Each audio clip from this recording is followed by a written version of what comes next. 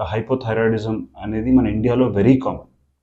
So ఈ problem ఉన్న వాళ్ళకి ఎలా ఉంటుందంటే, ఈ హైపోథైరాయిడ్ కండిషన్స్ అండి, మనం పేషెంట్ని ఫస్ట్ థైరాయిడ్ ఫంక్షన్ టెస్ట్ చేస్తాం.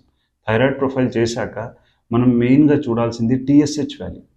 టీఎస్హెచ్ వాల్యూ ఎక్కువగా ఉంటే థైరాయిడ్ స్టిమ్యులేటింగ్ హార్మోన్ లెవెల్ చూసుకోవాలి. అది ఎక్కువ ఉందంటే ఏంటంటే మన బాడీలో అది ఎప్పుడైతే తక్కువైతుందో దాని స్టిమ్యులేషన్ ఎక్కువైతుంది.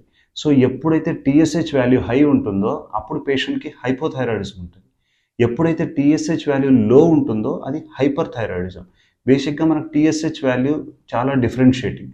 అండ్ ఇంకొకటి ఏంటంటే T3, T4 ఎప్పుడైనా T3, T4 వాల్యూస్ కంటే free T3, free T4 values అనేవి చాలా ఇంపార్టెంట్. ఎందుకంటే మన బాడీలో బైండ్ అయిన వాల్యూ కంటే ఫ్రీ ఫామ్ అనేది చాలా ఇంపార్టెంట్ అంటారు. ఎందుకే ఎప్పుడైనా థైరాయిడ్ టెస్ట్ చేయించినప్పుడు FT3, FT4 అండ్ TSH చేసుకోవాలి.